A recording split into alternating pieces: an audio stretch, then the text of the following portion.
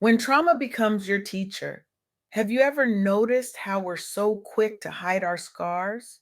I'm not talking about the physical ones, though we do that too. I'm talking about those invisible wounds we carry, the ones that keep us up at 3 a.m., the ones we carefully conceal behind professional smiles and I'm fine responses. What if I told you that the very thing you're trying to hide might actually be your greatest revelation? I recently had the profound honor of interviewing Tiffany Moore, whose insights have fundamentally transformed how I understand human resilience. Her wisdom, born from her own journey through darkness and into light, isn't just inspiring, it's revolutionary. Tiffany has spent decades helping people transform their deepest wounds into their most powerful gifts, and her approach has literally saved lives. Her philosophy forms the backbone of what I'm sharing today, a perspective that challenges everything we've been taught about trauma, healing, and the messy, beautiful journey between the two. Here's what I learned: your trauma is not your ending, it's your revelation. Let that sink in for a moment. The pain, grief, or trauma you've experienced does not define the conclusion of your story. Instead, it's an invitation to discover deeper layers of who you are and what you're capable of becoming. We live in a culture obsessed with bypassing discomfort. Take a pill, scroll faster, buy something, anything to avoid sitting with the uncomfortable truth. That pain demands to be processed, not avoided. But what if we've been looking at this all wrong? Consider Tiffany Shanta White. Before her cancer diagnosis, she had never picked up a camera or directed a single frame of film. Can you imagine that? Never having touched the very medium that would eventually define your life's work? When cancer arrived uninvited and unwelcome, it didn't just threaten her life, it shattered her sense of identity, her plans, her understanding of time itself. But here's where her story takes an unexpected turn. Instead of merely surviving cancer, Tiffany chose to document it. She picked up a camera, a tool completely foreign to her, and began capturing her journey. What emerged wasn't just recovery, but revelation. She founded Time's Up Productions, a company dedicated to social impact storytelling, and created her debut film, Do We Really Have Time? The title itself asks the question we all face when mortality stares us down: what are we waiting for? Her film opened conversations about resilience that might never have happened if she'd followed the conventional script of get well and get back to normal. There was no going back to normal, there was only going forward into something entirely new. This is what I mean when I say trauma becomes your teacher. It strips away the non essential. It clarifies priorities with brutal efficiency. It asks, now that you know life is fragile, what will you do with the time you have?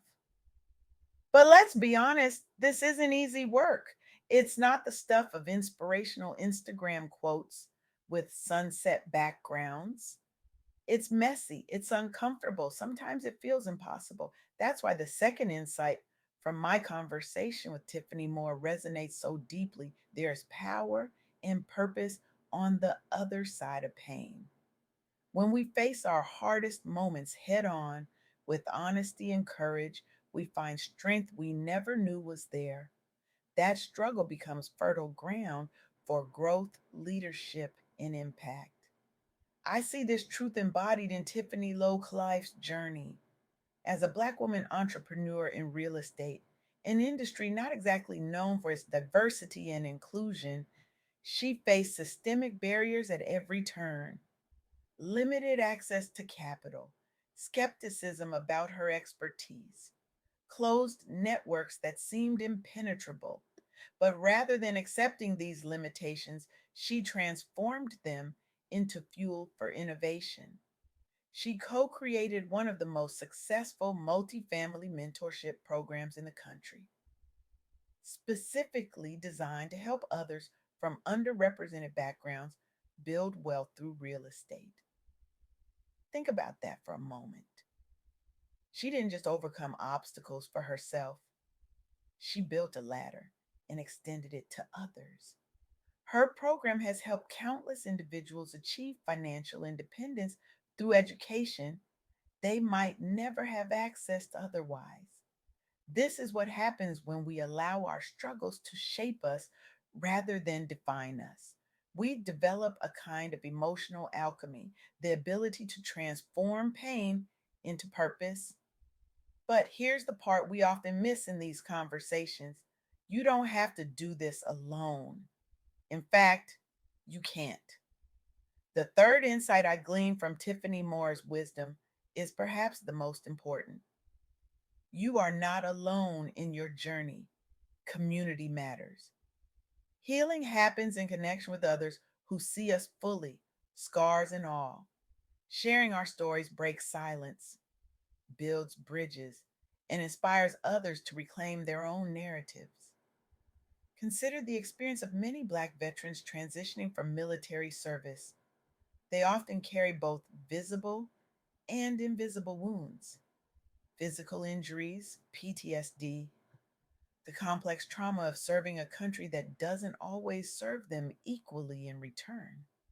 Yet many go on to become successful entrepreneurs, not despite their experiences, but because of them. They draw upon military discipline and resilience training. They leverage veteran focused business grants and mentorship programs. Most importantly, they create supportive networks among fellow veteran entrepreneurs who understand their unique challenges. This is the power of community in healing. When we share our stories with others who can truly hear them, something magical happens. Our individual pain becomes collective wisdom. Our personal struggles become shared strength. I'm reminded of a quote from the author Glennon Doyle, who says, "We can do hard things, but we were never meant to do them alone."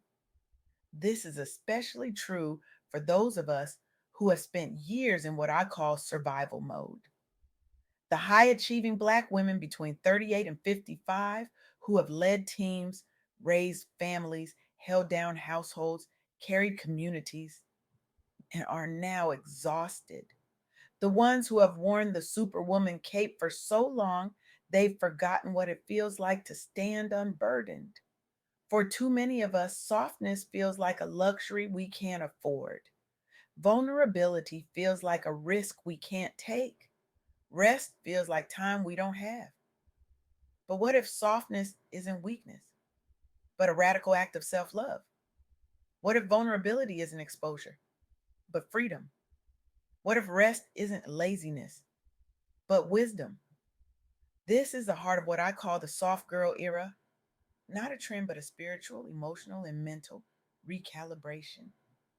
A sacred pause, a deep exhale from the superwoman script, a quiet but powerful return to softness, rest, self trust, and radical joy.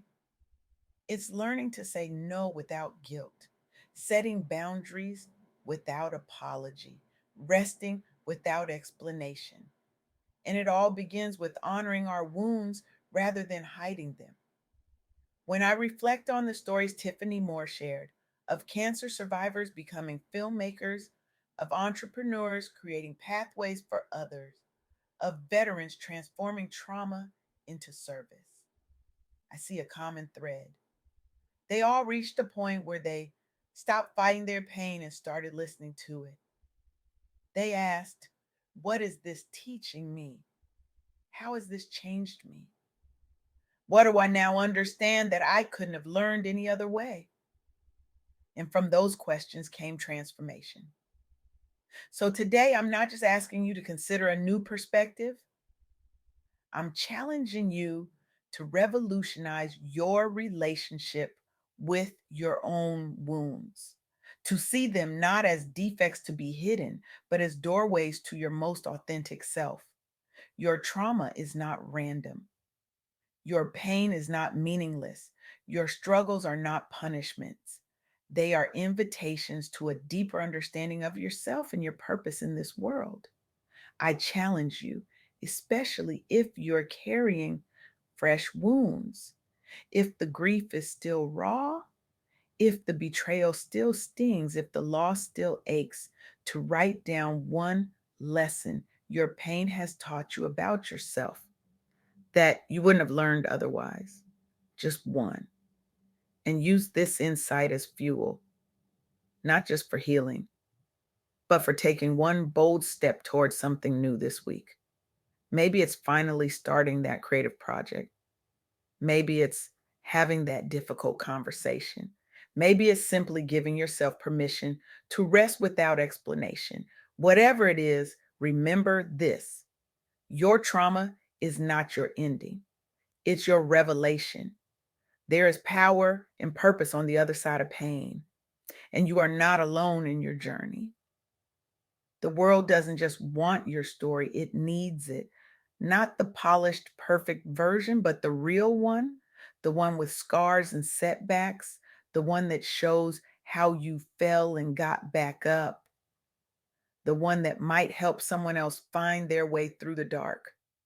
Because that's how healing happens. Not in isolation, but in connection. Not in silence, but in sharing. Not in hiding our wounds, but in holding them up to the light where they can finally begin to heal. And as they heal, they change us, they deepen us, they make us more compassionate, more authentic, more alive. This is the gift hidden within our greatest struggles if we have the courage to unwrap it. So I invite you today to stop hiding your scars. Start honoring them instead. Let them remind you not just of what you've survived, but of who you're becoming because of it. Because the truth is, we're all walking around with invisible wounds. And when we find the courage to show them to each other, something miraculous happens. We discover we're not broken, we're breaking open. And in that opening lies all the possibility, all the purpose, all the power we've been searching for all along. Thank you.